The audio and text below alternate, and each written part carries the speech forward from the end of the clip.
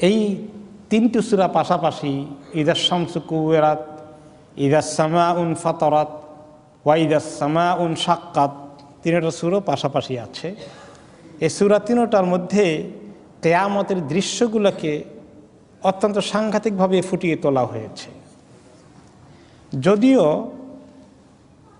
শেষ পাড়ার প্রায় সূরাগুলোতেই কিয়ামতের দৃশ্যগুলো আছে, 29 পাড়ার অনেকগুলো সূরাতেও আছে, কোরআনের অন্যান্য জায়গাতেও আছে। ইযা যুলজিলাতিল আরদু আল কারিআতু, সবগুলোই কিয়ামতের কথা।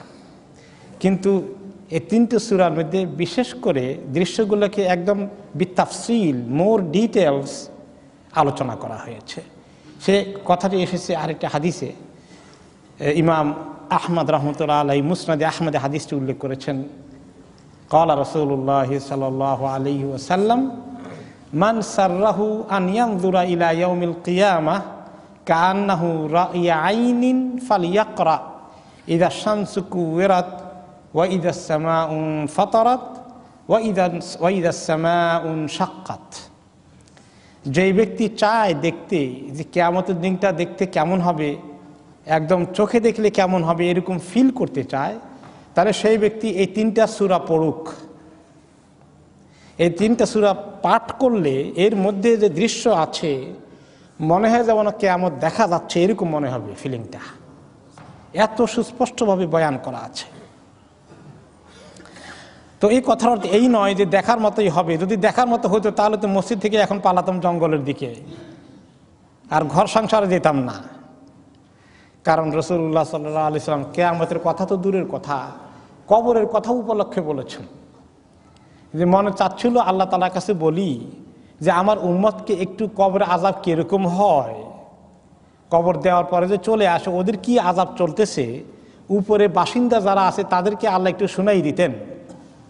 জিন ইনসানকে তাদের আওয়াজের চিৎকার, তাদের প্রতি মারধর হচ্ছে, আযাব হচ্ছে, শুধু একটু আওয়াজ তাদের কানে যদি আসতো, এইটা আমি আল্লাহর কাছে দরখাস্ত দিতে চাচ্ছিলাম,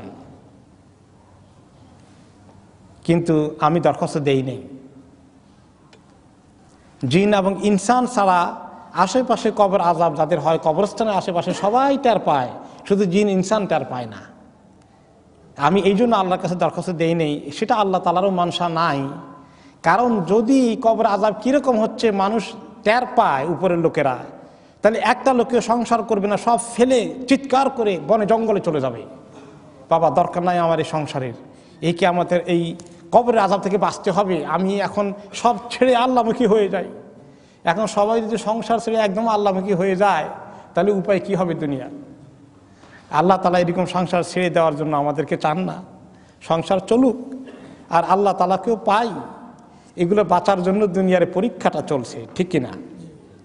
এই জন্য তিনি আর আল্লাহর কাছে দোয়া করেন নাই যে কবরের আযাবের দৃশ্য সম্পর্কে একটু জানতে পারলে সংসার ছেড়ে পালিয়ে যাবে। তাহলে কিয়ামতের দৃশ্যটা কবর থেকে আর একটু কঠিন হবে না আর একটু হালকা হবে? আর একটু কঠিন হবে। হাসরের ময়দানে যা কিছু হবে, কিয়ামতের দিনে যা কিছু ঘটবে, জাহান্নামে যা কিছু ঘটবে, তবুও তিনি বলেছেন যে এই ব্যক্তি হাসরের দিনের, কিয়ামতের দিনের আযাবের কথা, জাহান্নামের কথা একটু চিন্তা করতে চায়, হুঁশ আনার জন্য এই তিনটা সূরা তাকে এরকম অনেক নলেজ দিবে, তার মধ্যে এরকম ফিলিং নিয়ে আসবে। এরপরে আমরা এই সূরার দিকে যখন যাব, এই সূরার নাম হচ্ছে সূরা তাকবীর। তাকবীর মানে তাকবীর না, ব্যাসকম আছে ওয়া অনেক সময় বায়ের কাছাকাছি হয়ে যায় উচ্চারণ করতে, তাকবীর উইথ দ্য ওয়াও। আর তাকবীর হলো বা দিয়ে, তাকবীর মানে আল্লাহু আকবার বলা, আর তাকবীর অন্য শব্দ। এই জন্য এই শব্দটি পাওয়া গেছে প্রথম আয়াতের মধ্যেই, ইযা শামসু কুওয়িরাত, কুওয়িরা ইকাউয়িরু, এই রুট থেকে শব্দটি নেওয়া হয়েছে তাকবীর। এই কুওয়িরাত থেকে তাকবীরের অর্থ হয়েছে। কুওয়িরাত মানে হচ্ছে ইযা শামসু কুওয়িরাত, যখন সূর্য অন্ধকার হয়ে যাবে, আই উযলিমাত তাফসীর করা হয়েছে। তার তাকবীর অর্থ অন্ধকার নেমে আসা, সূর্যের আলো নাই হয়ে যাবে। সূর্যের আলো নাই হয়ে গেলে কি হবে? পুরো অন্ধকার। আজকে সূর্যের আলো পৃথিবীতে আলো দিচ্ছে, এই জন্য আমরা দেখতে পাচ্ছি। সূর্যের আলো না থাকলে সারা পৃথিবী অন্ধকার হয়ে যাবে। কিয়ামতের উপলক্ষে যখন আসবে তখন সূর্য আলো চলে যাবে, পুরো অন্ধকার নেমে আসবে। ওয়া ইদান নুজুমুন কাদারাত, আর যখন তারকাগুলো, সকল গ্রহ নক্ষত্র ইনকাসারাত হয়ে যাবে, ইনতাসারাত হয়ে যাবে, মানে সেগুলো সবগুলো ছুটে পড়বে। এখন পৃথিবীর গ্রহ নক্ষত্রগুলো এমনভাবে সেট করা আছে, ফিট করা আছে, ফিক্স করা আছে, একটা ব্যালেন্স রক্ষা হচ্ছে এই হরাইজনের মধ্যে, আপন জায়গায় এক একটার জায়গার মধ্যে ফিট করা আছে। কিন্তু এমনভাবে এগুলো ছুটে পড়বে, পড়ে একটার গায়ে একটা ধাক্কা খাবে এবং বিস্ফোরণ ঘটতে থাকবে, তখন সেটা হয়ে যাবে ছড়িয়ে ছিটিয়ে পড়বে। এই জন্য এটার নাম হলো ইন্তেসার নাসারাত, ইন্তাসারাত, অর্থাৎ সবগুলো বিক্ষিপ্ত হয়ে বিস্ফোরণ হয়ে ছড়িয়ে পড়বে, ছিটিয়ে পড়বে। তাকবীরের তাফসির এসেছে জামা বাদুহা ইলা বাদ, সূর্য, গ্রহ নক্ষত্র, চন্দ্র সব কিছুকে এমনভাবে বিস্ফোরণ ঘটবে, বিস্ফোরণে মনে হয় যেন সবগুলো একসঙ্গে বাড়ি ধাক্কা খেয়ে একসঙ্গে হবে, আবার ছুটে পড়বে, সবগুলো একসঙ্গে হয়ে আবার ছুটে পড়বে, তখন বিস্ফোরণটা আরো বড় করে হবে। কোন কোন রেওয়ায়েত এসছে, ইবনে আব্বাস রাদিয়াল্লাহু আনহুমা বলেছেন, ইকাউরিল্লাহু শামসা ওয়াল কামার, সূর্য এবং চন্দ্রকে আল্লাহ তাআলা একেবারে দলা পাকাই ফেলবেন এরকম করে। তারপরে ওর নুজুম, তারকাগুলোকে ইয়াউমাল কিয়ামত, কিয়ামতের দিন, তারপরে এগুলাকে এমন জোরে বিস্ফোরণ হবে, হয়ে এগুলা সাগরের মধ্যে গিয়ে পড়বে। সাগরের মধ্যে গিয়ে পড়ে সেখানে এক ধরনের বাতাস সৃষ্টি হবে, এবং সাগরের মধ্যে বিস্ফোরণ হওয়ার কারণে সেখানে সাগরের মধ্যে আগুন জ্বলে উঠবে। সেই কথা একটু পরে আসবে, কিভাবে সাগরে আগুন জ্বলতে পারে। উবাই ইবনে কাব রাদিয়াল্লাহু আনহু একজন সাহাবী, তিনি বলেছেন যে সিত্তু আয়াতিন কাবলা ইয়াউমিল কিয়ামা, কিয়ামতের মেইন ঘটনাটা ঘটার আগে 6টার মতো প্রায় আলামত ঘটবে। বাইনান নাসু ফি আসওয়াকিহিম, কেমন হবে? কিয়ামত সংগঠিত হওয়ার প্রাক্কালে লোকেরা কেউ কেউ মার্কেটে থাকবে, বাজার ঘাটে বেচাকেনা নিয়ে ব্যস্ত থাকবে। হঠাৎ করে তারা দেখতে পাবে ইজ্জাহাবা দাউউশ শামস, হঠাৎ করে দেখবে সূর্যের আলো নিভে গেছে, সূর্যের আলো হঠাৎ করে নিভে গেল, চলে গেল। ফাবাইনামা হুম কাযালিকা ইয তানাসারাতিন নুজুম, তারা হতভম্ব হয়ে আছে, কি হলো, হলো কি? আর হঠাৎ করে তারা দেখতে পাবে যে সকল গ্রহ নক্ষত্র তারকাগুলো ছুটে পড়তেছে বিস্ফোরিত হতে হতে। ফাবাইনামা হুম কাযালিকা ইয ওয়াকাআতিল জিবালু আলা ওয়াজহিল আরদ, তারা তো আরো আশ্চর্য, আতঙ্কিত, সন্ত্রস্ত হয়ে যাবে। আর তখন কয়েক সেকেন্ডের মধ্যে দেখতে পাবে যে পাহাড়গুলো জমিনের মধ্যে উল্টে পড়ছে বিস্ফোরিত হয়ে। ফাতাহাররাকাত ওয়াত্তারাবাত ওয়াখতালাতাত, গ্রহ নক্ষত্র, সূর্য, চন্দ্র, পাহাড়, পর্বত একটা আরেকটার সঙ্গে এমনভাবে ধাক্কা লাগছে আর বিস্ফোরণ ঘটছে, বিশাল বিশাল বিস্ফোরণ। ফাফাজাআতিল জিন্নু ইলাল ইনসি ওয়াল ইনসু ইলাল জিন, মানুষ ছিটকে গিয়ে জিনের গায়ে পড়বে, জিন গিয়ে মানুষের গায়ে পড়বে। ওয়াখতালাতাতিল দাওয়াব ওয়াত তায়র ওয়াল উহুশ, এরপরে যত প্রাণী আছে, যত পাখালি আছে, যত জানোয়ার আছে, ফামাজু বাদহুম ফি বাদ, এক একটা সৃষ্টি আরেক সৃষ্টির উপরে পড়ে বিস্ফোরণ ঘটতে থাকবে, ঘটতে থাকবে।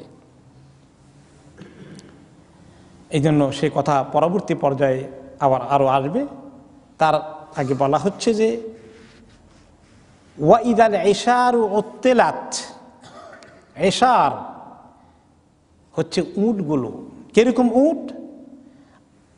ইশারুল ইবল হিয়া খিয়ারুহা ওয়াল হাওয়ামিলু মিনহা, উট আরবদের কাছে সবচেয়ে বড় সম্পদ। উট ঘোড়া এগুলো ছিল আরবদের কাছে সবচেয়ে বড় সম্পদ। তাদের কাছে আর কোনো জায়গা জমিনের সম্পদ নাই, কারণ তো পুরো মরুভূমি জায়গা জমিনের সম্পদ দিয়ে কি করবে। সম্পদ বলতে উট। তো উটের মতো সম্পদগুলো যদি কোনো আরবের কাছে তখন থাকে, আরবদের কনসেপ্টের মধ্যে সবচেয়ে দামি সম্পদ হচ্ছে গর্ভবতী উট।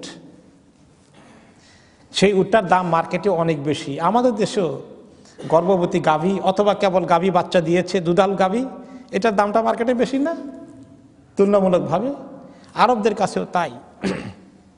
গর্ভবতী উটের দামও অনেক বেশি, কারণ দুইটা উট পাওয়া যাবে, একটা বাচ্চা আসবে, সেটা আরেকটি সম্পদ, আর উটটা তো আছেই।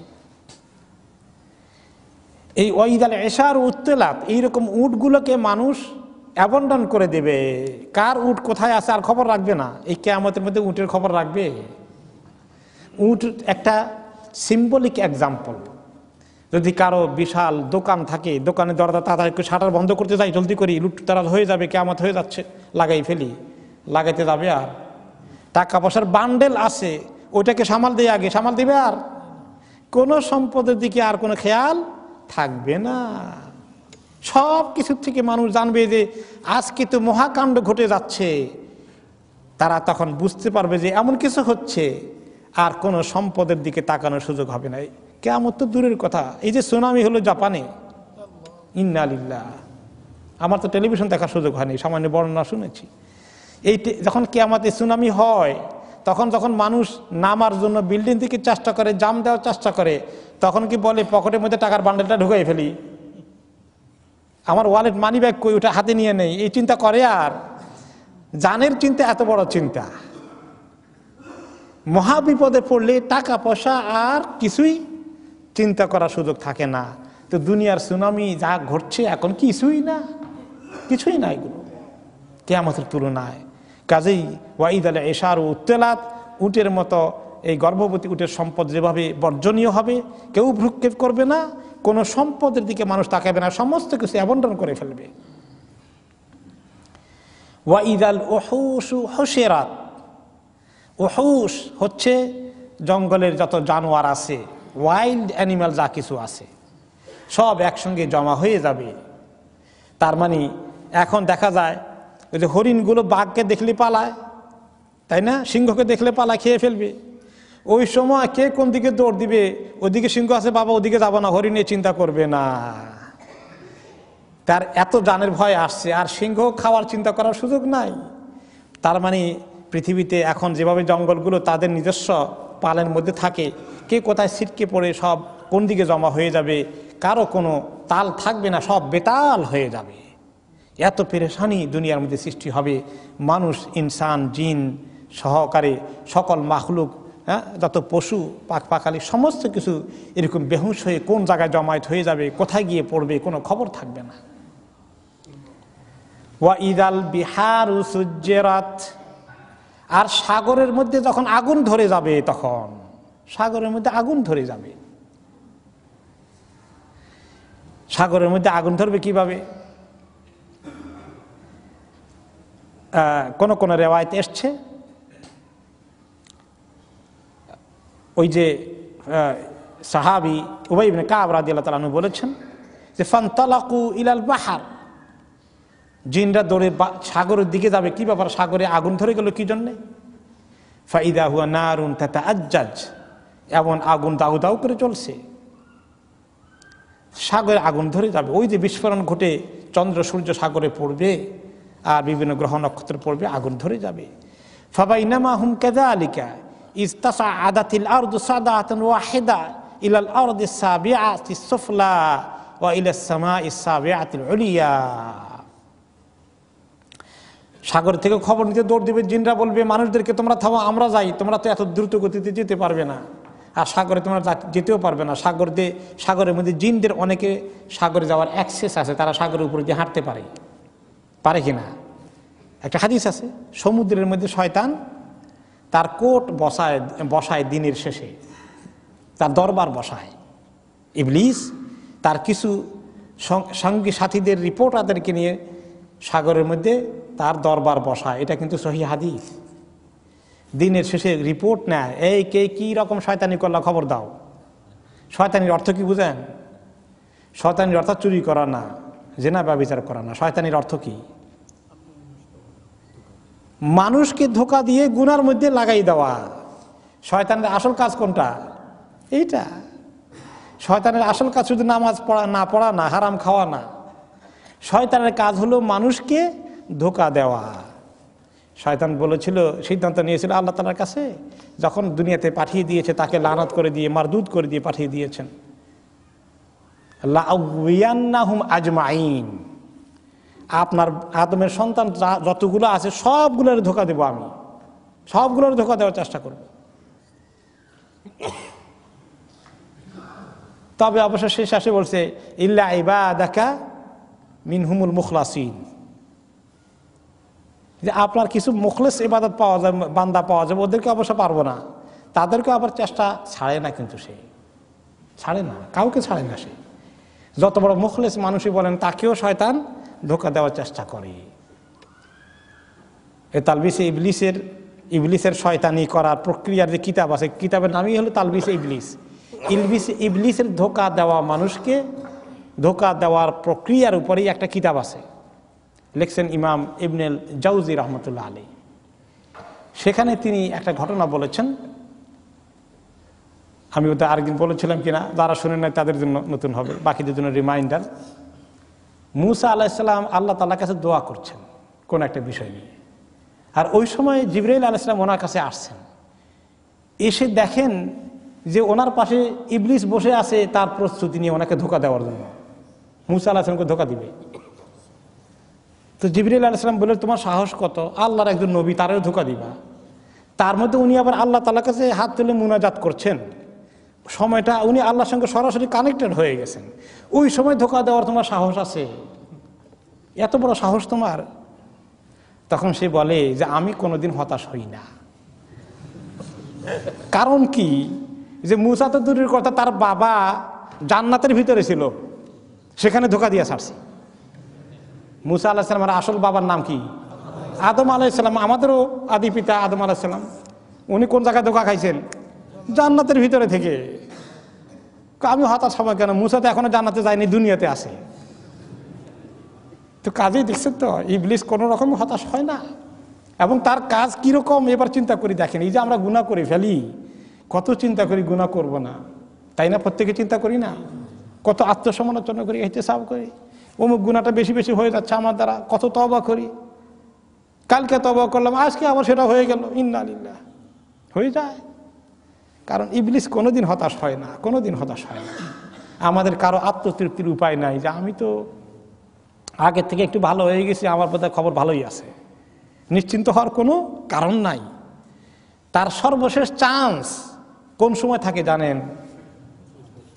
মৃত্যুর সময় মরে যাচ্ছে, এই সময় লাস্ট চান্স নেওয়ার চেষ্টা করে। ইন্না লিল্লাহ। এই সময় একটু ধোঁকা দিয়ে কোনো রকমে লাস্ট ধোঁকাটা হলো, আরে এতদিন আল্লাহকে ডাকলা, তুমি তো আল্লাহকে দেখো তখন নাই, কি একটা ধোঁকার উপরে থাকলা, যেই জিনিস দেখলা না সেই জিনিস নিয়ে বিশ্বাস করে মরে যাচ্ছ। এখনো তুমি এরকম পাগলামি বিশ্বাস করো? কোনো দলিল প্রমাণ তোমার কাছে আছে? দেখাও দেখি। হ্যাঁ, কোনো প্রমাণ তো নাই মনে হয় না। ওই সময় তো আপনি জান নিয়ে টানাটানি চলতেছে, তারে কি প্রমাণ দেখাবেন? কনফিউজ হওয়ার জন্য কি, কনফিউজ করার জন্য কি সুযোগ? ওই সময় অনেকে কনফিউজ হয়ে যেতে পারে। ইন্না লিল্লাহ। সেই কনফিউশন থেকে পানা চাওয়ার জন্য আল্লাহ তাআলা দোয়া শিখিয়ে দিলেন। নবী করিম সাল্লাল্লাহু আলাইহি ওয়াসাল্লামের জবান দ্বারা আমাদের কাছে হাদিসে আসলো দোয়াটা, আল্লাহুম্মা ইন্নী আউযু বিকা মিনাত তারাদ্দি ওয়াল হাদমি ওয়াল গরক ওয়া আউযু বিকা আন ইয়াতাখাব্বাতানি আশ-শাইতানু ইনদাল মাউত ওয়া আউযু বিকা আন আমুতা ফি সাবিলিকা মুদবিরা ওয়া আউযু বিকা আন আমুতা লাদিগা। এই দোয়ার মধ্যে রাসূলুল্লাহ সাল্লাল্লাহু আলাইহি ওয়াসাল্লাম দোয়া করলেন যে আল্লাহুম্মা ইন্নী আউযু বিকা মিনাত তারাদ্দি, যে আল্লাহ আমি আপনার কাছে পানা চাই নিচু হওয়ার থেকে, নিচে নেমে যাওয়া থেকে, ওয়াল হাদমে, কোনো ভূমি ধস হয়ে বা ছাদ ভেঙে আমার উপরে পড়ে যাক, এরকম অ্যাক্সিডেন্টাল মউত থেকে পানা চাই, ওয়াল গারাকে, বন্যায় বা সমুদ্রে পড়ে গিয়ে ডুবে গিয়ে মরার থেকে আপনার কাছে পানা চাই, ওয়াল হারাতে, আগুনে পুড়ে যায় মরার থেকে আপনার কাছে পানা চাই। ওয়া আউযু বিকা আন ইয়াতাখাব্বাতানি শাইতানু ইনদাল মাউত, আল্লাহ মৌতের সময় শয়তান যে আসে আমাদেরকে থাপড়া দিয়ে আমাদের ঈমানটা ছিনিয়ে নিতে, আমাদেরকে শিরকের মধ্যে কুফরের মধ্যে ফেলে দিয়ে কনফিউজ করে দিয়ে জিজ্ঞাসা করে তোমার রবের কোনো প্রমাণ আছে নাকি তোমার কাছে, কনফিউজ করে ফেলতে চায় লাস্ট মোমেন্টে, সেটা থেকে আল্লাহ আপনার কাছে পানা চাই। আন আমুতা ফি সাবিলিকা মুদবিরা, আপনার রাস্তায় থেকে পালিয়ে বেড়ানো, ইসলামের রাস্তা ছেড়ে দিয়ে জিহাদের ময়দানে চলে গেলে সেখান থেকে পৃষ্ঠ প্রদর্শন করে যাওয়া থেকে আপনার কাছে পানা চাই। ও আউযু বিকা আন আমুতা লাদিগা, আর সাপে বিচ্ছুতে দংশন করে কামড়িয়ে মরা থেকে আপনার কাছে পানা চাই।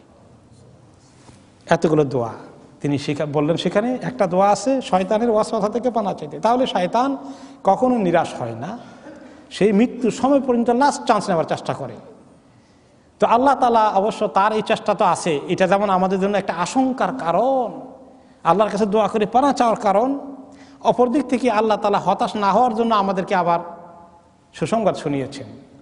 ইসাব্বিতুল্লাহুল্লাযীনা আমানু বিল কাউলিস সাবিতি ফিল হায়াতিদ দুনিয়া ওয়া ফিল আখিরাহ,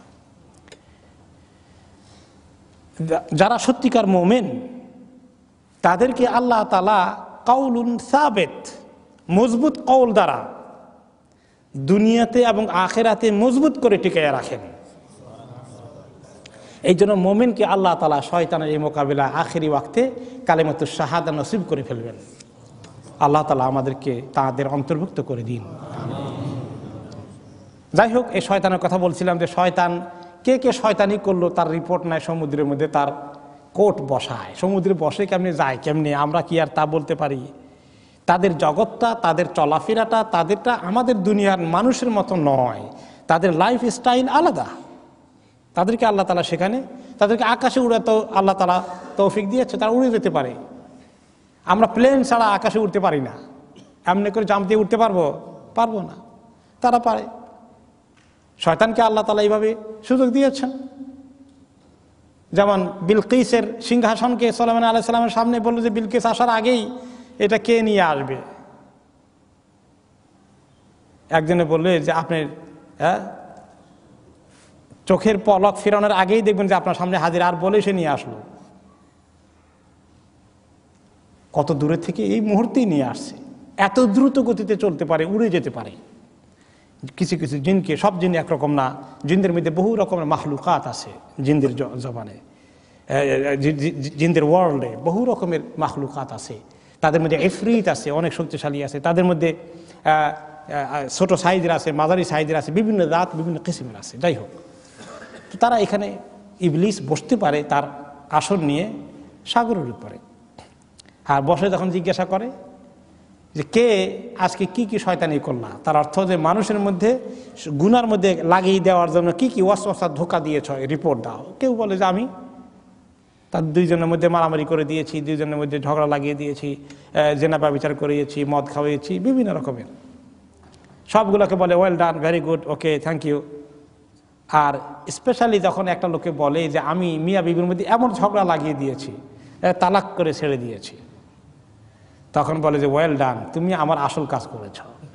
তাকে জড়িয়ে ধরে মোবারকবাদ দেয়, তাকে আলিঙ্গন করে, হাদিসের কথা।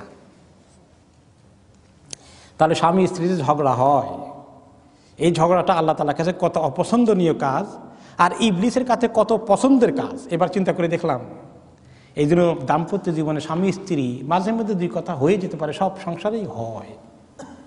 আমাদের জীবনে হতে পারে, আমাদের মা বাবার জীবনে হয়েছে, আমাদের ছেলে মেয়েদের জীবনে হতে পারে। কিন্তু এটাকে কন্ট্রোল করা, কমিয়ে নেওয়া, সবর করা এবং তালাকের বিচ্ছেদের দিকে না যাওয়া ইসলামে অনেক গুরুত্বপূর্ণ। কারণ এর উপরে অনেক কিছু নির্ভর করে। যদি এভাবে স্বামী স্ত্রীর ঝগড়া হতে হতে বিয়েগুলো ভেঙে যায়, বিয়ে না টিকে, তার পরিণতি কি হবে বলুন তো দেখি? সমাজের মধ্যে আর কোনো আখলাক চরিত্র ঠিক থাকার সুযোগ থাকবে? ছেলে মেয়েগুলো মানুষ হওয়ার জন্য, সংসার গড়ার জন্য সমস্ত কিছু চুরমার হয়ে যাবে, যেটা আমরা আজকে এই পৃথিবীর সমাজের দিকে তাকাইলে দেখতে পাই। জীবন থেকে পাক পবিত্রতা চলে যাচ্ছে, উঠে যাচ্ছে। দাম্পত্য জীবন, সাংসারিক জীবন চলে যাচ্ছে, বিবাহ উঠে যাচ্ছে। পৃথিবীর মানুষ অন্য বিকল্পকে খুঁজে নিচ্ছে। এই জন্য ইবলিসের জন্য এটা চমৎকার একটা মাধ্যম, মানুষকে বেশি গুমরাহ করার জন্য সে এই রাস্তায় নিতে চায়। যাই হোক,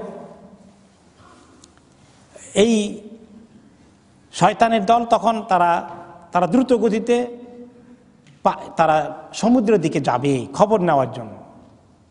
আর সেখানে গিয়ে তারা দেখবে ফাইদা হুয়া নারুন তাতাআজ্জাজ, তারা দেখতে পাবে দৌড়ে গিয়ে কি হচ্ছে, সমুদ্রের মধ্যে আগুন জ্বলে কেন, ও আল্লাহ এত আগুন জ্বলছে। আর এই অবস্থায় ফাবাইনামা হুম কাযালিকা ইয তাসাআদাতিল আরদু সাদআতান ওয়াহিদা, হঠাৎ করে জমিনের মধ্যে এমন ক্র্যাক সৃষ্টি হবে, ক্র্যাক, কম্পন, ট্রেমর, ভূকম্পন এত জোরে হবে,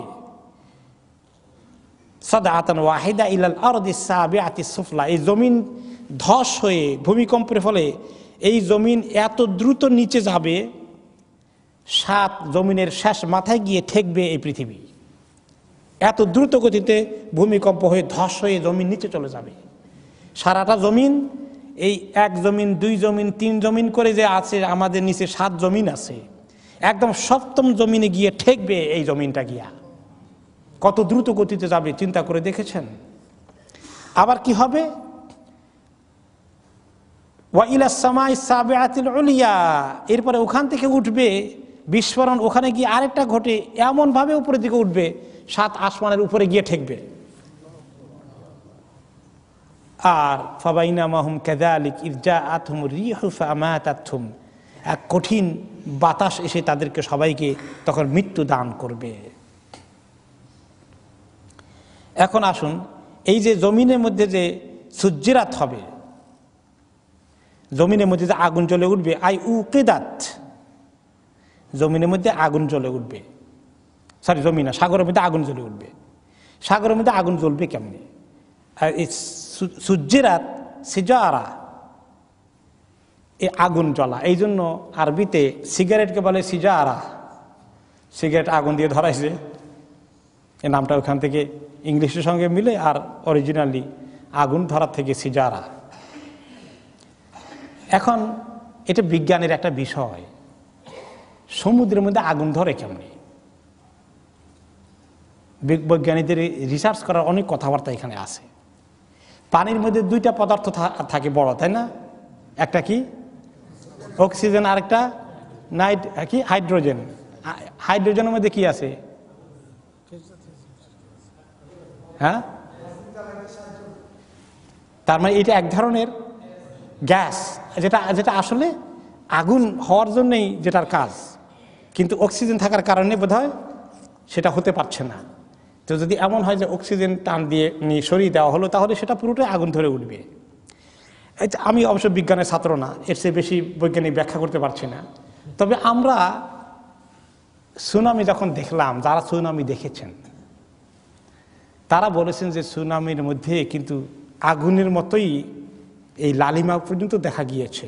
এমনকি যখন আপনার কোনো জায়গায়, বাংলাদেশেও বড় মেঘ হয় এবং তুফান হয়, এগুলোকে কি বলে, সাইক্লোন, তখন কিন্তু মেঘের মধ্যে একটু লাল দেখা যায় বেশ, মানে এত লাল, আমি একবার নিজে দেখার তৌফিক হয়েছে। আমাদের এলাকায় একটু কয়েক মাইল দূরে আপনার একটু সাইক্লোন হয়েছিল, বাড়িঘর সব মেসাকার হয়ে গেছে, এবং আমি গিয়ে সেখানে দেখতে যাই যে ভাতের পাতিল বাঁশ গাছের আগার মধ্যে লটকে আছে গিয়ে। তো ওই সময় হওয়ার 2 ঘন্টা আগে বা আধা ঘন্টা আগে আমরা দেখতে পাই পশ্চিম আকাশে মেঘ লাল হয়ে গেছে, একেবারে লাল, আমি নিজের চোখে দেখেছি। মেঘ তো ঠান্ডা থাকে, পানি থাকে তার মধ্যে, সেটা লাল হয়ে গেল। এমনকি আপনি দেখবেন যে কঠিন যখন ঠান্ডা বরফ পড়ে, তখন কিন্তু এই বরফ যেখানে পড়ে জ্বলে যায়, পুড়ে যায় সেই ঘাসপালাগুলোর, কথা ঠিক কিনা? পানির ঠান্ডার কারণে পুড়ে যায় কিভাবে? তাহলে পানির মধ্যে যে পোড়ার একটা বিষয় আছে, সেখানে যে আগুন এবং পোড়া হতে পারে, এগুলো সবগুলো তার সায়েন্স এবং লক্ষণ। এগুলো ক্ষেত্রে বৈজ্ঞানিক ব্যাখ্যা বিশ্লেষণ করার যথেষ্ট অবকাশ আছে। কিছু তাফসির হতে এই লাইনে আধুনিক তাফসির লিখতে পারে। এই জন্য আমরা যে এখানে বুঝলাম যে ওয়াইজাল বিহারু সুজ্জিরাত, সাগরের আগুনের মধ্যে, সাগরের পানির মধ্যে আগুন ধরে যাবে।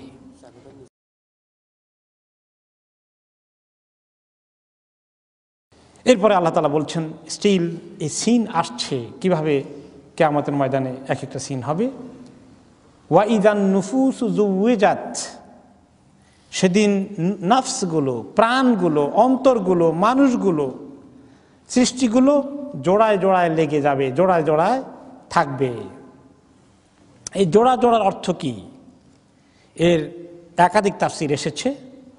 একটা হচ্ছে আই জুমিয়া কুল্লু শাকলিন ইলা নাযীরিহি, প্রত্যেকটি জিনিস তাদের সমসাময়িক জিনিসের সঙ্গে হাসর হবে। যেমন গরু ছাগলের হাসর হবে, গরুর সঙ্গে গরুর হাসর হবে, ছাগলের সঙ্গে ছাগলের হাসর হবে, মানুষের সঙ্গে মানুষের হাসর হবে, জিনদের সঙ্গে জিনের হাসর হবে।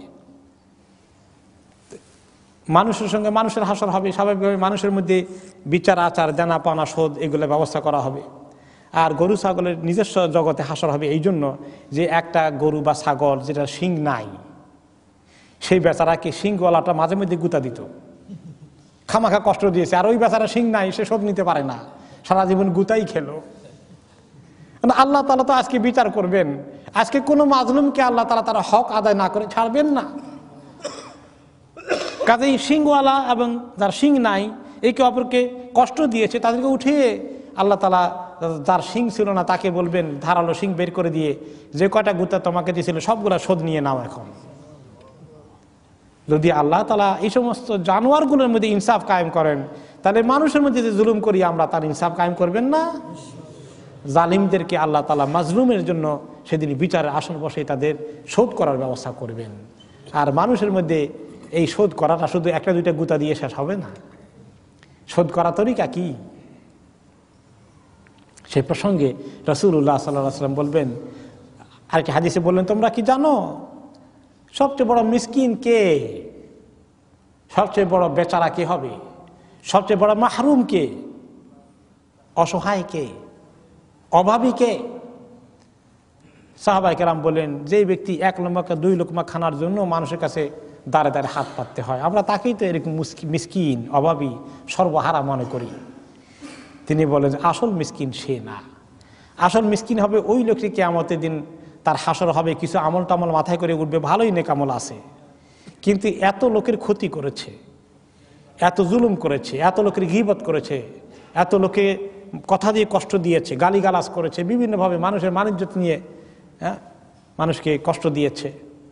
সবাই তার কাছে অনেক কিছু পাওনা হয়ে যাবে, মানুষের হক আদায় করতে করতে তার সব নেকি শেষ হয়ে যাবে। এতগুলো নেকি ছিল, কিছুই বাকি থাকলো না। এরপরে মানুষের হক আদায় হয় নাই, এখনো বাকি রয়ে গেছে, এখন তো আর নেকি নাই, কি দিয়ে শোধ করবেন? তখন আল্লাহ তাআলা বলবেন যে মানুষের গুনাহ কিছু নাও তোমার কাঁধের মধ্যে। এরকম করে তার নেকি নাই, আরো গুনাহ জোগাড় হয়ে গেল। এই লোক হলো সবচেয়ে বড় মিসকিন। তাহলে মানুষের এই জুলুমের পাওনা কিভাবে শোধ করা হবে? এই তরিকায় শোধ করা হবে। তো আল্লাহ তাআলা সেদিন এভাবে শোধ করবেন। তো যখন এই জন্য প্রত্যেকটি মাখলুককে তাদের সঙ্গে একসঙ্গে হাসর করাবেন, এইটা একটা তাফসীর এসেছে। মানুষের হাসর হবে মানুষের সঙ্গে। যদিও কিয়ামতের সময় মানুষ মারা গেল, গরুর উপরে পড়লো না, গরু মানুষের উপরে পড়লো, বিস্ফোরণে কে কোন দিকে যাবে কোনো খবর নাই। কিন্তু কিয়ামতে যখন হাসর হবে, সবগুলো সাইজ অনুযায়ী নিজস্ব এলাকায় হাসর হবে, অর্থাৎ মানুষ একসঙ্গে, জিনগুলো একসঙ্গে, গরুগুলো একসঙ্গে, ছাগলগুলো একসঙ্গে, এইভাবে হাসর হবে। এইটা একটা তাফসীর। অন্য তাফসীর এসেছে ফাকালা তুজাউযুহা আন তুআল্লিফা কুল্লা শিয়াতিন ইলা শিয়াতিহিম, যে প্রত্যেক দল তার দলে দলে, প্রত্যেক গোষ্ঠী তার গোষ্ঠীতে গোষ্ঠীতে হাসর হবে। কমপক্ষে ইউকরানু বাইনা রাজুলিস সালিহ মা রাজুলিস সালিহ ওয়া ইউকরানু বাইনা রাজুলিস সুই মা রাজুলিস সুই ফিন নার ফাযালিকা তাজওয়ীজুল আনফুস। নেককারদের হাসর হবে নেককারদের সঙ্গে, এই হলো। আর গুনাহগারদের হাসর হবে গুনাহগারদের সঙ্গে। যারা ফেরাউনের তরিকাকে পছন্দ করেছে দুনিয়ার মধ্যে, তাদের হাসর হবে ফেরাউনের সঙ্গে। আর যারা নবী মুহাম্মদ রাসূলুল্লাহ সাল্লাল্লাহু আলাইহি ওয়াসাল্লামের শরীয়তকে মহব্বত করেছে, তাদের হাসর হবে নবী মুহাম্মদ রাসূলুল্লাহ সাল্লাল্লাহু আলাইহি ওয়াসাল্লামের সাথে। নেককাররা গুনাহগারদের সঙ্গে না, গুনাহগাররা নেককারদের সঙ্গে না। আর গুনাহগাররা চাইবে, ও এখানে সব নেককার জমা হয়ে গেছে, এরা মনে হয় পাশ করে ফেলবে, আমি দৌড় দিয়ে ওখানে ঢুকি। সেখানে ঢুকবে সে, ঢোকার সঙ্গে সঙ্গে আল্লাহ তাআলা কি বলবেন? ওয়ামতাজুল ইয়াউমা আইয়ুহাল মুজরিমুন, এই গুনাহগাররা আজকে তোমরা সব আলাদা হয়ে যাও, নেককারদের সঙ্গে ঢুকার চেষ্টা করো না, খবরদার, আলাদা হয়ে যাও। আর তাদের গায়ে শক্তি থাকবে না ওইদিকে যাওয়ার, এক কদম দিতে পারবে না। তাদেরকে এখানে নিয়ে আসা হবে যেখানে গুনাহগাররা থাকবে। তো এটা হচ্ছে তাজউইজ, মানে মিলিত হওয়া, একসঙ্গে থাকার। আয়াল আমসালু মিনান নাসি জুমিআ বাইনাহুম, একই ক্যাটাগরির লোক, একই ধরনের লোক, তাদেরকে আলাদা আলাদা করে হাসর করা হবে। অন্য আয়াতে সূরা আল ওয়াকিয়াতে আসছে যে সেদিন কি হবে, ওয়াকুনতুম আজওয়াজান সালাসা, তাই না? সূরা ওয়াকিয়াতে আসছে ওয়াকুনতুম আজওয়াজান সালাসা, যে তোমরা 3 দলে বিভক্ত হবে কিয়ামতের দিন। এক দল হলো আল মুকাররাবুন, আল্লাহ তাআলার একেবারে কাছের নেক বান্দাগুলো। আরেক দল হবে আসহাবুল ইয়ামিন, তারা এত কাছের নয়, আল্লাহ তাআলার এত প্রিয়জন না, কিন্তু মোটামুটি নেককার। আর আরেক দল হবে আসহাবুশ শিমাল, বামপন্থী, যারা বাম দিকে যাবে, অর্থাৎ যারা জাহান্নামী হবে, গুনাহগার, ফাসিক, ফুজ্জার। তো এইটাও আজওয়াজ, তাজউইজ, গ্রুপে বিভক্ত হওয়ার কথা এভাবে ইশারায় এসেছে, সেই কথাই বলা হচ্ছে। এই কিয়ামতের দিনের দৃশ্য, কিয়ামতের দিনের দৃশ্যের সঙ্গে হাসরের দৃশ্য চলে আসছে। তারপরে বলা হচ্ছে ওয়াইদাল মাউউদাতু সুইলাত, সেদিন যে মেয়েটিকে, কন্যা সন্তানকে জীবন্ত কবর দেওয়া হয়েছিল, তাকে জিজ্ঞেস করা হবে। তাকে দেখে আল্লাহ তাআলা জিজ্ঞাসা করবেন বিআইয়ি যামবিন কুতিলাত, কোন গুনার কারণে তাকে হত্যা করা হয়েছিল, কোন গুনার কারণে তাকে হত্যা করা হয়েছিল। জীবন্ত কন্যাকে কবর দিয়েছে, জীবন্ত কন্যাকে মেরে ফেলেছে, কারণ কন্যা হওয়া তার অসম্মানের লক্ষণ।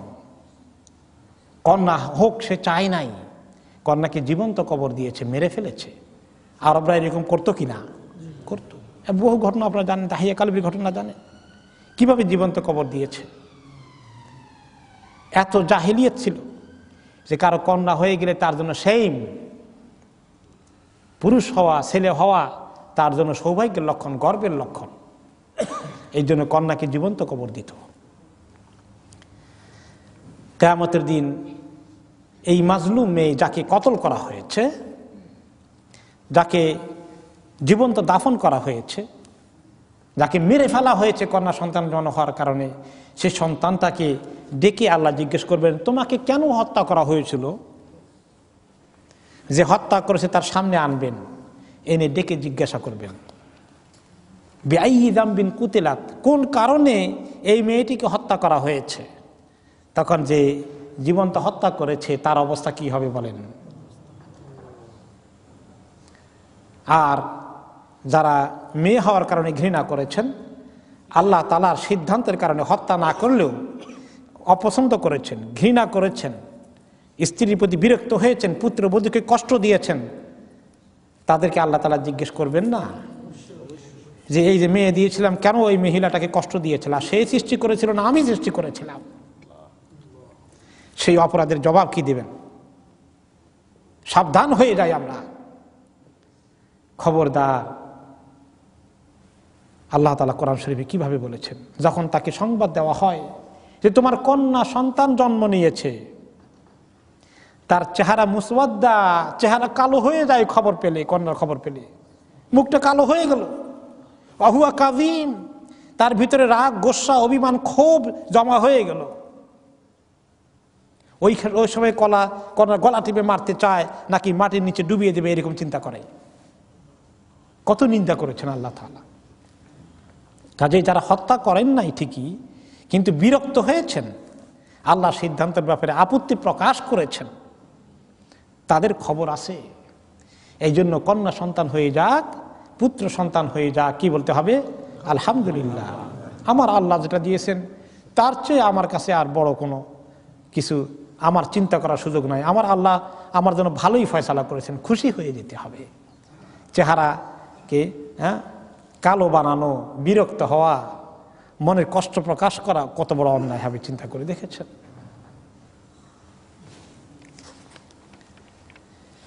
وَإِذَا الصُّحُفُ نُشِرَتْ وَإِذَا السَّمَاءُ كُشِطَتْ وَإِذَا الصُّحُفُ نُشِرَتْ, সেদিন সহফগুলো অর্থাৎ আমলনামাগুলোকে খুলে দেওয়া হবে, আমলনামাকে খুলে দেওয়া হবে।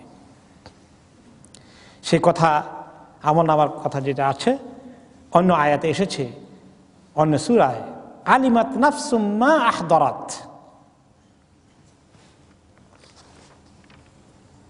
আর পরের আয়াতে এসেছে, সেটা আসতেছে ওয়া ইযা সুহুফ নুশিরাত, সেদিন সমস্ত আমলনামাকে খুলে দেওয়া হবে, ডান হাতে বাম হাতে কার জন্য কোনটা বরাদ্দ করা হচ্ছে খুলে খুলে চলে আসবে। ওয়া ইযা সামাউ কুশিতাত, আসমান সেদিন খোলা হয়ে যাবে, আসমানের মধ্যে আর কোনো পর্দা থাকবে না। আজকে আমাদের সামনে একটা শামিয়ানার মতো আছে, এর পেছনে কি আছে দেখি না, আল্লাহর আরশ কোথায় আছে দেখা যায় নাকি? কিছুই দেখি না। ফেরেশতাদেরকে দেখি? কিছুই দেখি না। এগুলো কিচ্ছু থাকবে না, আল্লাহ তাআলার আরশকে নিয়ে আসা হবে, আমাদের সামনে এনে রেখে দেওয়া হবে। আল্লাহ তাআলা আর কোনো পর্দা থাকবে না মানুষের মধ্যে, আল্লাহর মধ্যে, অর্থাৎ আকাশ বলতে এইরকম কোনো কিছুর অস্তিত্ব থাকবে না, একটা উন্মুক্ত জগৎ হবে। এই জগৎটা যদিও আমাদের জন্য উন্মুক্ত, এই ছাদ থেকে বের হয়ে গেলে তো খোলা দুনিয়া, কিন্তু খোলার একটা লিমিট আছে, উপরে আকাশ আছে, তার উপরে আর কিছু দেখি না, তাই না? এরকম আকাশ বলতে কিছু থাকবে না, কি থাকবে? ইয়া আল্লাহ, সেটা তো এখন আর এর বাড়ি চিন্তা করতে পারছি না। বলা হচ্ছে যে এই শামিয়ানাটা আর থাকবে না, সমস্ত কিছু খোলা হয়ে যাবে। এটার অর্থ হচ্ছে কুশিতাত, আই কুশিফাত, খুলে ফেলা হবে। ওয়া ইদাল জাহিম সুইরাত, আর সেদিন জাহিম যেটা আগুন জাহান্নামের, সেটাকে আরো বেশি আগুন দিয়ে অনেক গরম করা হবে, একদম তাকে দাউ দাউ করে আগুনে জ্বালানো, এই আগুনকে খুব পাওয়ারফুল করে ফুটন্ত করে রাখা হবে। ওয়া ইদাল জান্নাতু উজলিফাত, আর জান্নাতকে কাছে নিয়ে আসা হবে। জান্নাত অনেক দূরে এখন আমরা দেখি না, কিন্তু সেদিন জান্নাত দূরে থাকবে না, জাহান্নাম যেমন কাছে জান্নাতও কাছে, আল্লাহ তাআলা জান্নাতকে নিয়ে আসবেন কাছে। ওয়া উজলিফাতিল জান্নাতু লিল মুত্তাকিনা গায়রা বাঈদ, কিন্তু জান্নাতটা করিব হবে, কাছাকাছি হবে কাদের জন্য? মুত্তাকিনদের জন্য। জাহান্নামের জন্য কত কাছে হবে? অনেক দূরে হবে, তারা জান্নাতের কাছেও যেতে পারবে না, কিন্তু মুত্তাকিদের জন্য কাছে হবে, গায়রা বাঈদ, মোটেই দূরে নয়। আলিমাত নাফসুম মা আহদারাত, প্রত্যেকটি নফস জানতে পারবে যে সে কি আমল করেছে, করে রেডি করে রেখেছে, আল্লাহর কাছে দেওয়ার জন্য পেশ করেছে, সব কিছু সে নিজেই জানতে পারবে, দেখতে পারবে। সে কথা অন্য আয়াতে এসেছে, ইয়াউমা তাজিদু কুল্লু নাফসিম মা আমিলাত মিন খাইরিন মুহদারা ওয়া মা আমিলাত মিন সু, সেদিন জানতে পারবে প্রত্যেকটি ইনসান, প্রত্যেকটি নফস কি সে আমল করেছে, ভালো আমল না গুনার আমল, সব তার সামনে মুহদারা রেডি হয়ে থাকবে। আর যে খারাপ আমল করেছে সে আশা করবে, তাওয়াদ্দু লাউ আন্না বাইনাহা ওয়া বাইনাহু আমাদাম বাঈদা, আহারে খারাপ আমলগুলোর সঙ্গে আর তার সঙ্গে যদি অনেক দূরত্ব থাকতো, এগুলা যদি তার না থাকতো, এগুলোকে দেখতে না হতো, কতই না ভালো হতো। কিন্তু সেদিন যদি আমল করে পেশ করে থাকে, সেগুলোকে রিভার্স করার কোনো উপায় থাকবে না। আল্লাহ তাআলা এই সূরা তাকওয়িরের শেষ অর্ধেকে বলছেন, 15 নম্বর আয়াতে শুরু হচ্ছে, ফালা উকসিমু বিল খুন্নাস, আমি কসম করে বলছি খুন্নাস সম্পর্কে। খুন্নাস হচ্ছে কি জিনিস? হিয়ান নুজুমু তাখনুসু বিন নাহারি ওয়া তাযহারু বিল লাইল, ওই তারকাগুলো যেগুলো দিনের বেলায় লুকিয়ে থাকে কিন্তু রাতের বেলায় দেখা যায়, আলোতে উদ্ভাসিত হয়ে যায়। এই যে ডুবে যাওয়া, চলে যাওয়া, আবার আসা, ফেরত আসা, এর অর্থ হচ্ছে খানাসা, সেখান থেকে হচ্ছে খুন্নাস। এবং আপনারা জানেন শয়তানকেও খান্নাস বলা হয়, তাই না? মিন শাররিল ওয়াসওয়াসিল খান্নাস। শয়তানের নাম খান্নাস এই জন্য যে শয়তান এগিয়ে আসে আবার পিছিয়ে যায়। কি জন্য এগিয়ে আসে? মানুষকে ওয়াসওয়াসা দেয় দিলের ভিতরে, মানুষকে গুনার কাজে উৎসাহিত করে। পরে যখন মানুষ আবার তওবা করে, আল্লাহ তাআলার কাছে লজ্জিত হয়, নেক আমল করে, তওবা করে, দোয়া ইস্তেগফার করে, তখন শয়তান আবার চলে যায়, আর সুবিধা করতে পারে না, সে লুকিয়ে যায়, আবার সে এগিয়ে আসে, আবার পেছনে চলে যায়, আবার গিভ আপ করে না, খুব আমাদের পেছনে থাকে। এই যে যায় আর আসে, এই কারণে সেও খান্নাস। তো কিছু মিল আছে এই সেন্সে যে তারকাগুলো রাতের বেলায় ভেসে উঠে, দিনের বেলায় আবার ডুবে যায়, দেখা যায় না। এই তারকাগুলোর কসম করছেন আল্লাহ তাআলা। আল জাওয়ারিল কুন্নাস আই আল জাওয়ারু ফি ফালাকিহা, সেগুলো জারি আছে, সেগুলো তাদের কক্ষে পরিভ্রমণ করে। আমরা জানি চন্দ্র সূর্য থেকে শুরু করে গ্রহ নক্ষত্র অনেকগুলোরই একটা কক্ষপথ আছে, সেগুলোর মধ্যে তারা ঘুরে। এবং পৃথিবী, সমস্ত গ্রহ নক্ষত্রই তার নিজস্ব গণ্ডির মধ্যে একটু প্রদক্ষিণ করে, ঘোরাঘুরি করে। এর নাম হচ্ছে জাওয়ার। তারপর হচ্ছে আল কুন্নাস আই ফি হালে গায়বুবাতিহা ইউকালু লাহা কুন্নাস। এই খুন্নাসটা হয় যখন উদ্ভাসিত হয় তারকাগুলো, আর যখন লুকিয়ে যায় তখন হয়ে যায় আল কুন্নাস, দিনের বেলায়। রাতের বেলায় খুন্নাস আর দিনের বেলায় কুন্নাস। আর যখন তারা কক্ষপথে ঘুরে বেড়ায়, সেগুলোর সেফাত হচ্ছে আল জাওয়ার। সোজা কথা, এই তারকাগুলো যেভাবে তাদের দিনের বেলায় রাতের বেলায় তাদের যেভাবে চাল চলন এবং কক্ষপথে ঘোরা, সমস্ত কিছু নিয়ে আল্লাহ তাআলা তারকাগুলোর কসম করলেন, আল্লাহর সৃষ্টিগুলোর কসম করলেন। অনেক জায়গায় চন্দ্রের কসম করেছেন, কোনো জায়গায় সূর্যের কসম করেছেন, ওয়াশ শামসি ওয়া দুহাহা ওয়াল কামারা ইযা তালাহা। দিনের কসম করেছেন, রাতের কসম করেছেন, ওয়াল লাইলি ইযা ইয়াগশাহা। তারপরে দিনের কথা বলেছেন ওয়ান নাহারি ইযা তাজাল্লা।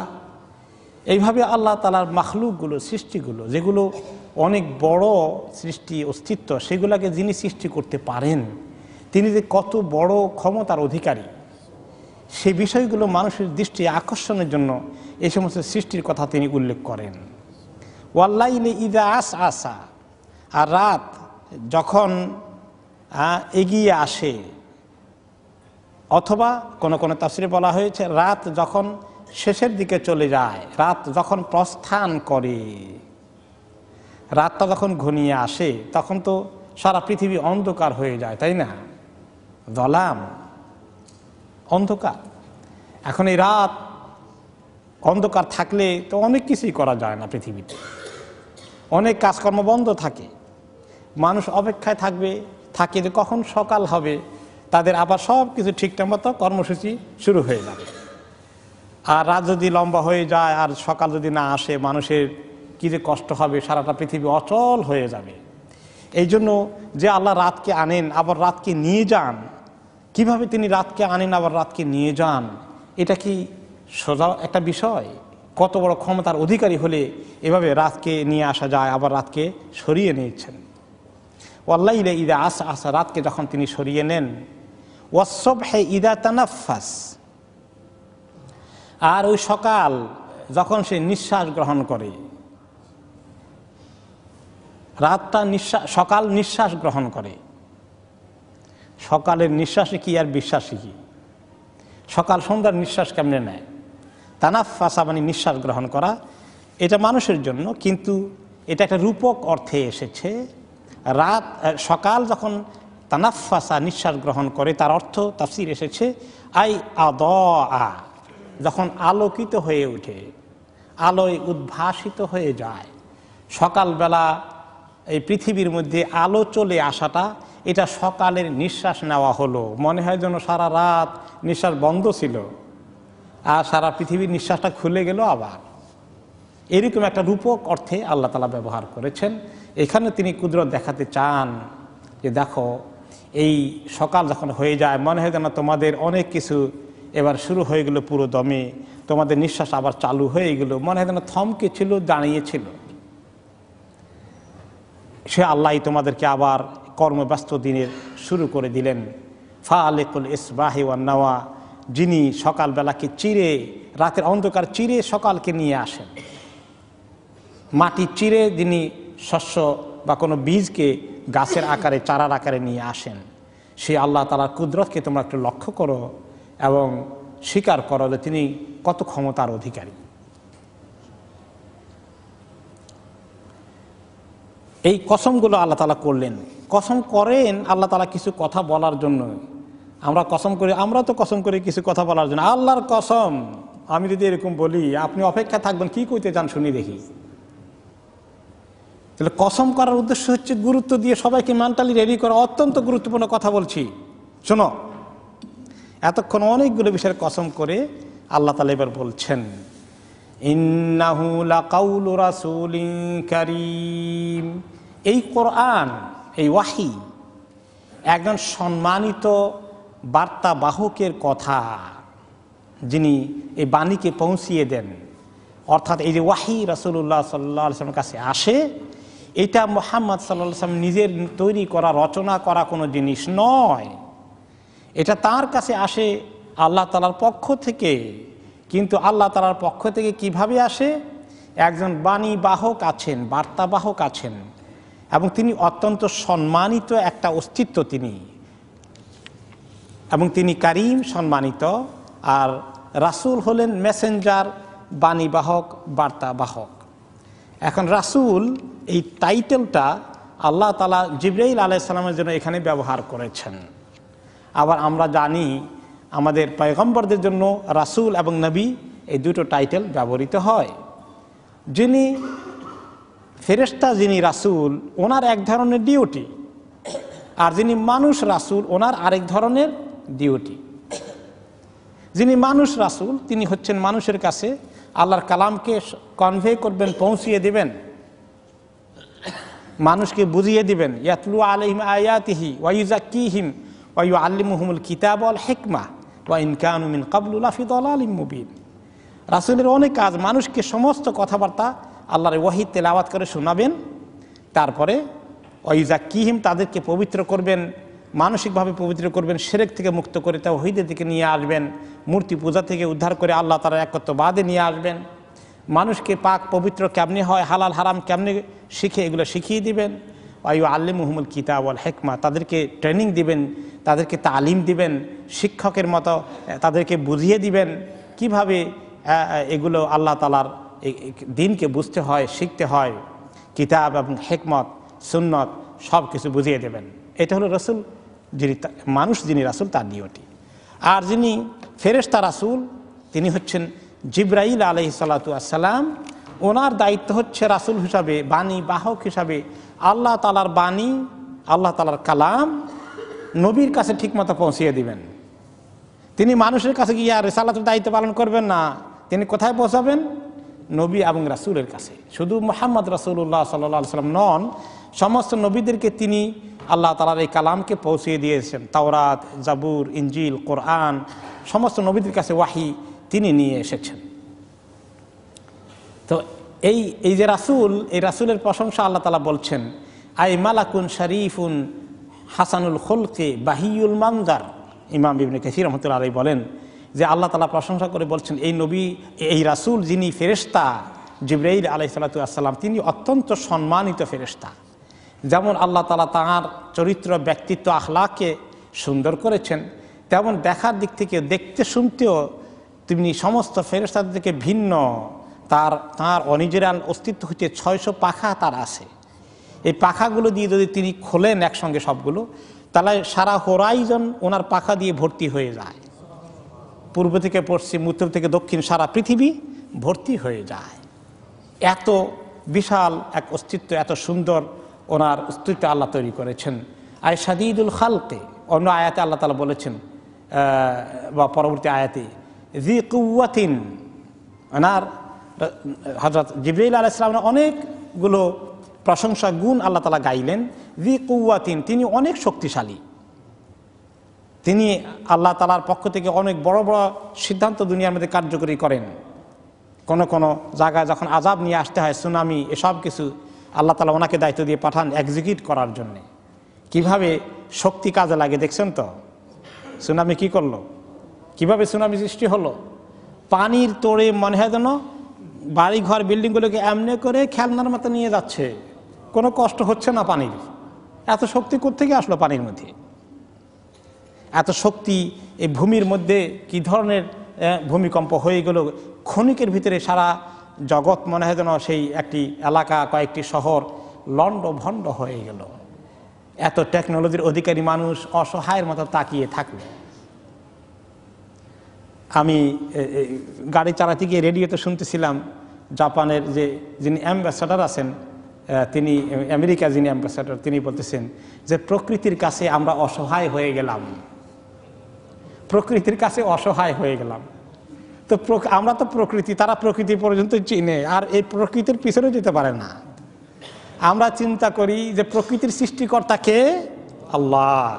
পাওয়ারটা প্রকৃতি না, পাওয়ার কার? আল্লাহ তাআলা। মানুষ ওই সৃষ্টি পর্যন্ত যায়, সৃষ্টিকর্তার দিকে যায় না, স্রষ্টার দিকে যায় না।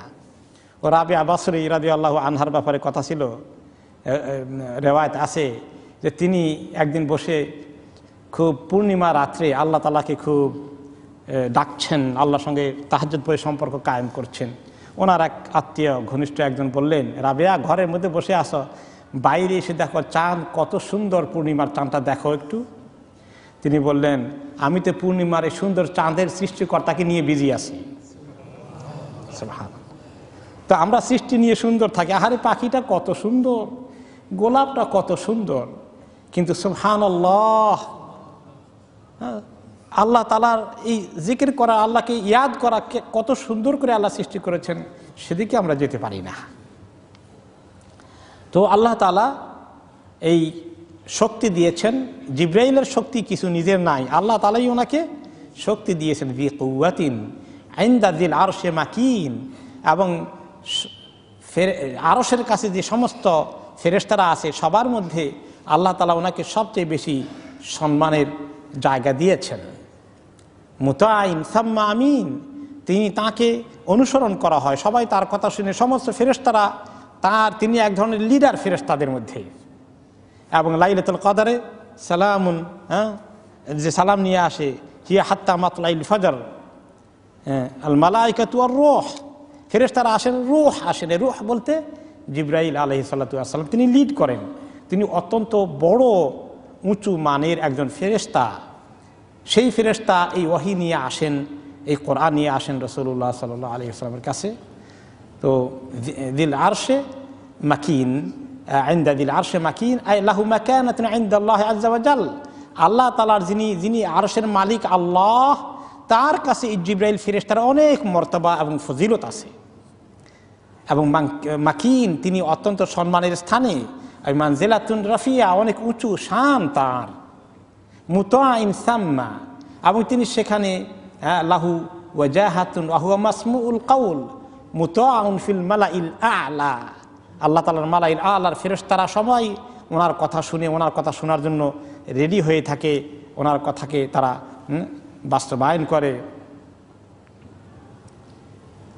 এখন এখানে আল্লাহ তাআলা বলে দিচ্ছেন, উনতুখিবা লিহাদিহি রিসালাতিল আযীমা, এমন ধরনের একজন সম্মানিত ফেরেশতাকে আল্লাহ তাআলা এই রিসালাতের দায়িত্ব পৌঁছে দেওয়ার জন্য চুজ করেছেন, সিলেক্ট করেছেন, বাছাই করেছেন।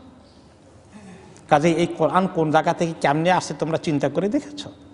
যে কোরআন আজকে আমি আপনি পড়ি, এই কোরআনটা কে নিয়ে এসেছেন? জিবরাইল আলাইহিস সালাম নিয়ে এসেছেন। অন্য কোনো সাধারণ ফেরেশতাকে দায়িত্ব দেওয়া হয়নি।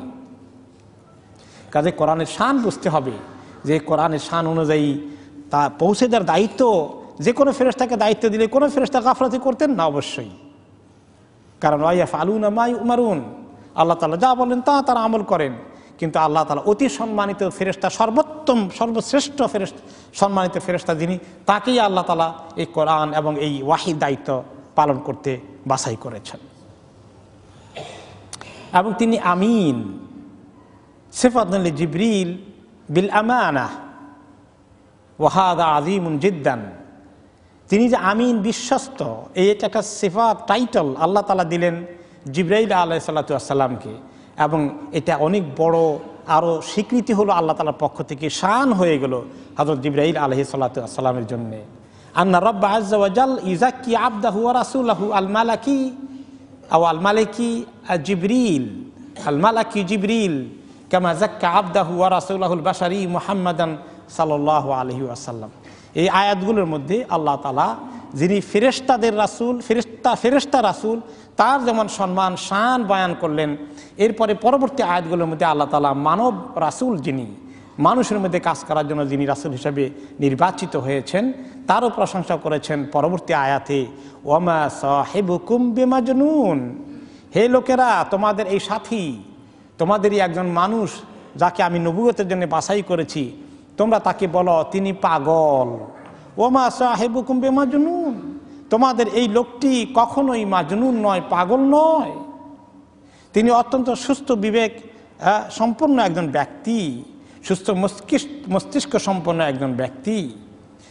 ওয়ালাকাদ রাআহু বিল উফুকিল মুবিন, আর এই নবী আলাইহিস সালাতু ওয়াস সালাম হযরত জিবরাইল আলাইহিস সালাতু ওয়াস সালামকে দেখেছেন।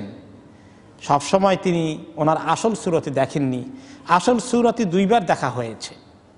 ওয়ালাকাদ রাআহু বিল উফুকিল মুবিন, তিনি একদম হরাইজনের উপরের প্রান্তে তিনি একবার ওনাকে দেখতে পেয়েছেন, নিজে দেখেছেন আসল সুরত নিয়ে। যদিও মাঝে মধ্যে তিনি এসেছেন মানুষের সুরত ধরে এসেছেন, হাদিস ওমর রাদিয়াল্লাহু আনহু হাদিসে জিবরিল যেটাকে বলা হয়, মানুষের সুরত ধরে এসেছেন।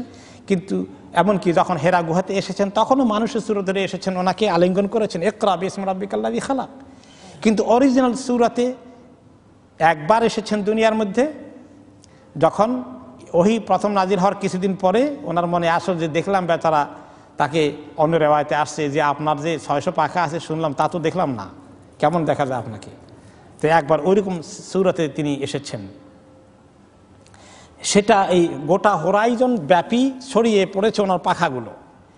বিল উফুকিল মুবিন, ইয়ানি ওয়ালাকাদ রাআ মুহাম্মাদুন জিবরাইল আলাইহিস সালাম আল্লাযী ইয়াতিহি বির রিসালা আনিল্লাহি আযজা ওয়া জাল আনি সূরাতিল্লাতী খালাকাহুল্লাহু আলাইহা লাহু 600 জিনাহ, 600 পাখা নিয়ে তখন তিনি দেখেছিলেন। ওয়াহিয়া রুয়াতুল উলা কানাত বিল বাতহা, মক্কার প্রান্তে বাতহা নামক এলাকায় তিনি ওই চলা অবস্থায় হঠাৎ করে আকাশের দিকে তাকালেন আর এই অবস্থা দেখলেন। এই একবারই তিনি দেখেছিলেন।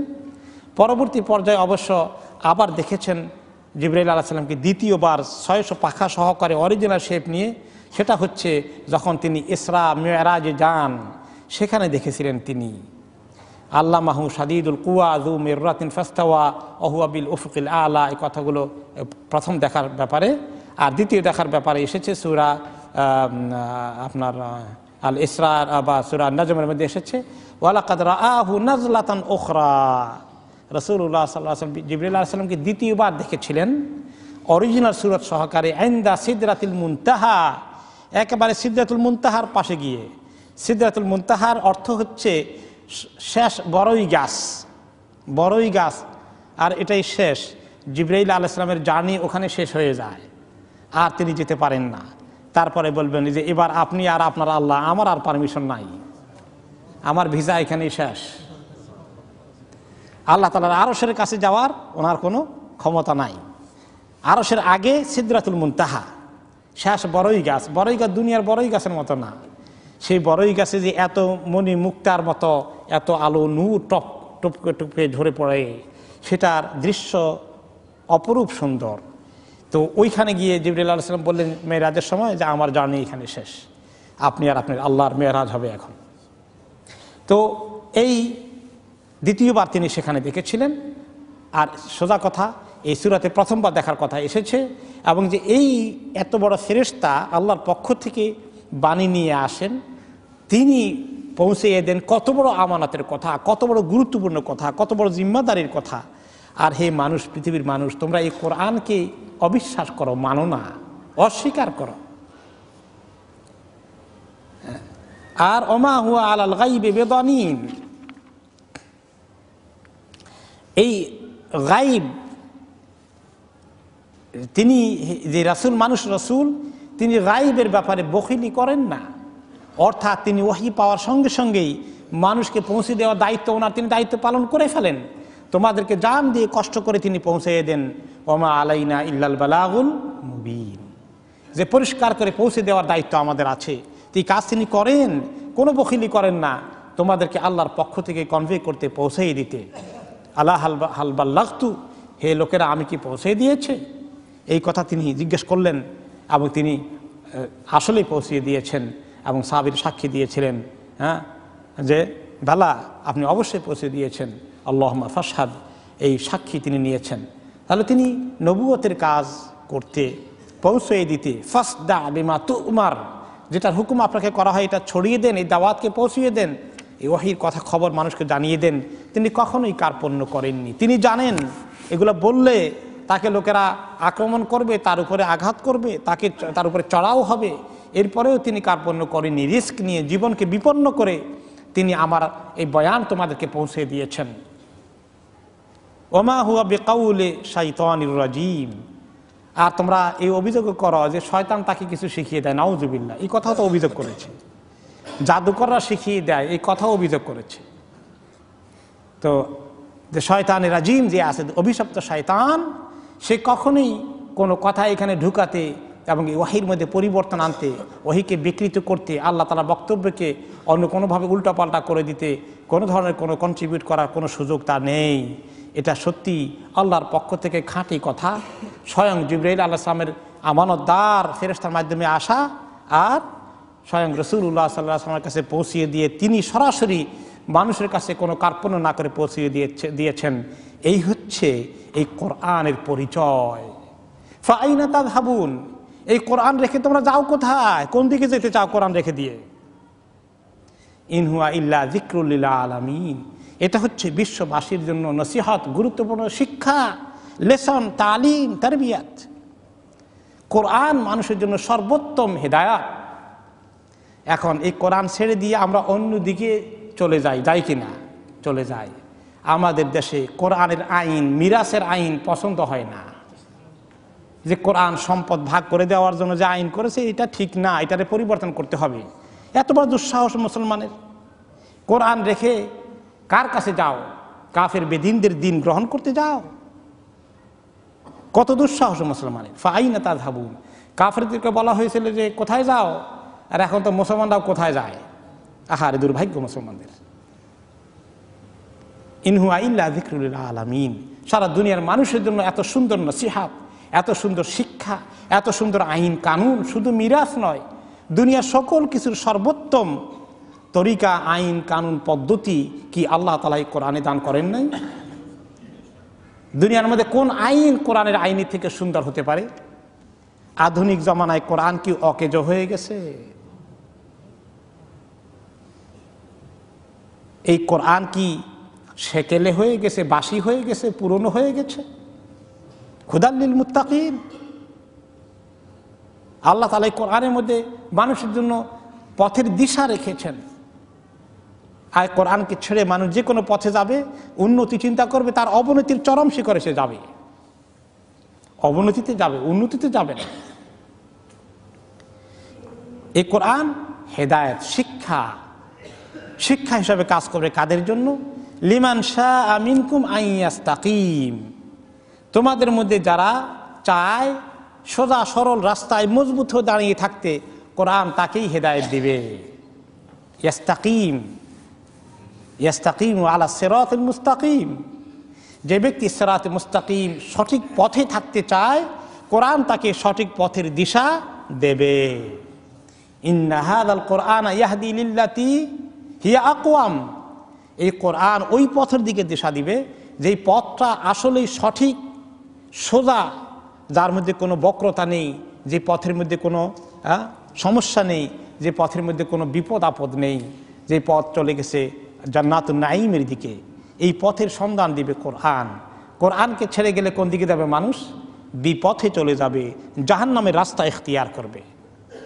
এই কোরআন যখন নাজিল হয়ে গেল, যারা চায় সোজা রাস্তায় থাকতে, খাঁটি রাস্তায় থাকতে, তাদেরকে কোরআন গাইড করবে, যারা চায়। এখন এই কথা নাজিল হওয়ার পরে এখন কাফেরদের কেউ কেউ বলল, আবু জাহাল বলল, আল আমরু ইলাইনা ইনশিনা ইস্তাকামনা ও ইনশিনা লাম নাস্তাকিম। তো ভালোই তো, মুহাম্মদ যখন কয় কোরআনের কথা যে শুনতেই হবে, কে বললো? আল্লাহ তো বলছে, আল্লাহ তো স্বাধীনতা দিছে যে যে চায় সে গ্রহণ করবে। তো আমরা চাইলাম না, আমরা গ্রহণ করবো না, অসুবিধা কি? এটাও তো পারমিশন আছে, দেখা যায়। দেখছেন কাফেরের যুক্তি? দেখছেন যাদের দিলের ভিতরে বক্রতা আছে, আপনার কথা কি নিয়ে তারা ঘুরে উল্টা দিকে দেয়। আপনি কইলেন বোঝানোর জন্য, আপনি তো তাই করছেন, উল্টাই দিল। তো সেই কথা শোনার পরে তা আল্লাহ তাআলা নাজিল করলেন আরেকটি আয়াত, ওমা তাশাউনা ইল্লা আইয়াশা আল্লাহু রাব্বুল আলামিন। এই বদকিসমত, তুমি চাইবা কেমনে? কেউ চাইতে পারবা না যদি আল্লাহ তাআলা তাকে তৌফিক না দেয়। অর্থাৎ হিদায়াতের মালিক আল্লাহ তাআলা। তুমি আল্লাহর কাছে ভিক্ষা চাও হিদায়াত, তো আল্লাহ তোমাকে দিবেন। তুমি যখন ভিক্ষা চাইবা না, তুমি তাকাব্বর করবা, তুমি পয়েন্ট খুঁজে বের করবা, পয়েন্ট নিয়েই থাকো আর গোমরা হয়ে যাও। আমি কাকে হেদায়েত দিব? যে আমার কাছে হেদায়েত চায়। এই জন্য আমরা সবাই আল্লাহ তাআলার কাছে হেদায়েত ভিক্ষা চাইতে হবে, তাই না? ইহদিনাস সিরাতাল মুস্তাকিম, আল্লাহর কাছে কাতর হয়ে চাইতে হবে। আল্লাহুম্মা ইন্না নাসআলুকাল হুদা ওয়াত তুকা ওয়াল আফাফ ওয়াল গিনা, আল্লাহুম্মা হদিনা ফিমান হাদাইত ওয়া আফিনা ফিমান আফাইত। আল্লাহ তাআলার কাছে বিভিন্ন তরিকা হেদায়েত চাইতে হবে, তাহলে আল্লাহ তাআলা মেহেরবানি করে হেদায়েত দিবেন। আর যে চাইবে না তাকে জোর করে আল্লাহ তাআলা হেদায়েত দেবেন না। হেদায়েত চাওয়ার জিনিস, চাইলে পাওয়ার জিনিস। যে চাবে সে অবশ্যই পাবে। মান জাদ্দা ওয়া জাদা, এমনভাবে চাইবে, চাওয়ার মতো চাইবে, চাওয়ার জন্য কষ্ট করবে, পরিশ্রম করবে, আল্লাহ তাআলা তাকে দিয়ে দিবেন। আল্লাহ তাআলা এই যে কথাগুলো বললেন, এগুলা তখনকার জামানায় কাফেররা এগুলা শুনেছে, মুসলমানরা এগুলাকে শোনার পরে আমল করে ফেলেছে। এখন মুসলমানদের কয়জন এগুলো শুনতে রাজি আছে আমাকে বলেন? কয়জনে শুনে গ্রহণ করে? আর কত মুসলমান এগুলো শুনতেও চায় না? আপনি শুনলে কানে আঙ্গুল দিয়ে ফেলবে, দরকার নেই শোনার। এবং শোনার পরে প্রত্যাখ্যান করবে, রিজেক্ট করবে, এবং এত দুঃসাহস যে কোরআনের বিরুদ্ধে অবস্থান গ্রহণ করবে, কোরআনের আইন পাল্টানোর জন্য তার দুঃসাহস হয়ে যাবে। তাহলে এইগুলো কি করি? কোরআনের বিরুদ্ধে অবস্থান নিলে সে কি আর মুসলমান থাকতে পারে? থাকতে পারে না। সে দাবি করলে হবে, সে মারা গেলে লোকেরা তার জানাজাও পড়বে, তাকে কাফন দিয়ে পেঁচিয়ে পুচিয়ে মুসলমানদের মতোই কবর দেবে। কিন্তু যদি সে তওবা না করে, সে আল্লাহ তাআলার কাছে মুসলমান থাকলো না, দিন থেকে খারিজ হয়ে গেল। এটাকে চিন্তা করে মানুষ? কি পরিমাণ লোক এই কোরআনের বিরুদ্ধে অবস্থান নিলে কিভাবে সে ঈমান হারাবে খবর আছে? কোরআন তো দূরের কথা, সহিহ হাদিসের বিরুদ্ধে যদি বিরোধিতা করে কোনো হাদিসের ব্যাপারে, তাতেও তার ঈমান চলে যাবে। কোরআনের আয়াত দূরের কথা। এই সমস্ত গুরুত্বপূর্ণ বিষয়গুলো মুসলমানদের জানারও সুযোগ নাই। জানে নাকি যে কোন কোন কথা বলে ঈমান চলে যায়? এটা জানে? জানার দরকার আছে মনে করে? এটাও মনে করে না। যে জানার দরকার আছে এটাও মনে করে না। আল্লাহ তাআলা আমাদেরকে এই কোরআনকে গ্রহণ করার তৌফিক দান করুন, কোরআনের ইলম হাসিল করে কোরআনকে আমল করার জন্য, এবং আমাদের মুসলমানদের সমাজে কোরআনকে কায়েম করার জন্য আল্লাহ তাআলা আমাদেরকে তৌফিক দান করুন।